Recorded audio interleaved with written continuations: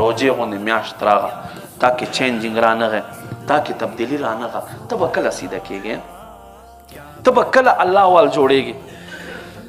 دا بهترینه میاشت تا نه تېرېږي ته په غفلت کې پروت دی تا ته فکر نشته د عبادتونو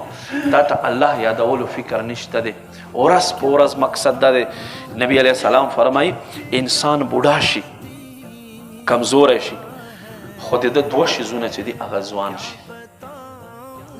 د ده دوه شیزونه چې دي هغه ځوانېږي څه شی فرمایي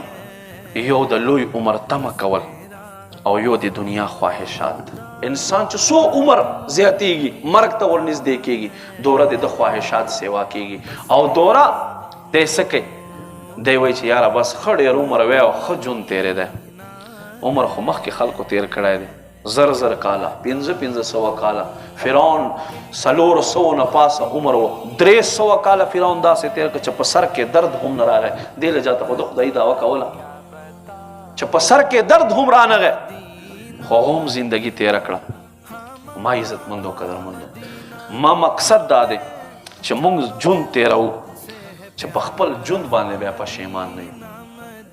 چې په خپل ژوند باندې موږ بیا خفه نه یو نن روجې مبارکه میاشت دی موږ مسلمان سره غمخواري نه کوي بلکې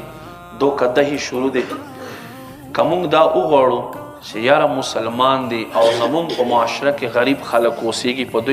دوی دپاره دا یو شیز مونږه سرکاري نرخ نه یا وقتي طور باندې حکومت له طرفه کم نرخ وي له دې نه مونږه کم کو نو الله به په هغې کې هم تا ته برکت درکوي او ګټه به درکوي خو انسان څه کوي انسان سوچ او فکر وړی دی چې یاره نه چې زه ډېرې وګټم هر یو شیز ریټ زیات شي روجه کې خلک اختر دپاره جامې جوړوي درزیان مونځونه هم ورپسې پرېږدي تراویح هم ورپسې پرېږدي او څه کوي ریټ زیات کړي یاد وساتئ دا به هر یو انسان نه تپوس کېږي د تا د جامو ګنډلو سیزن دی خو ورسره د عبادت هم سیزن دی الله بانده تا ته اوس یو سبحان الله باندې لک سبحان الله په نورو میاشتو کې ویلو ثواب ملاویږي یو فرض الله تا ته په 80 فرضونو بدلی یو نفل تا ته الله په فرضو باندې بدلی دا په نورو میاشتو کې نشته دا یاد وساته دغ شیز نه فایده واخله دغ شیز نه فایده واخله زمون مسلمان الله دې معافیو کې اورو په پوهېږو خو عمل نشو کولی هغه عمل نه کولو وجه څه شی دی د تاسو فکر نه دی کړی غور مو نه دی کړی نیکي باندې پوهېږې نیکي تا ته پته هم شته خو ته عمل نشې په کولی نو هغې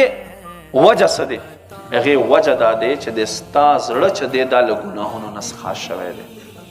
نیکي کوم خوند او لذت دی هغه تا ته نه میلاویږي جومات کې خلک 6 ورځو ختم ته ولاړ دي تا زړه نه غواړي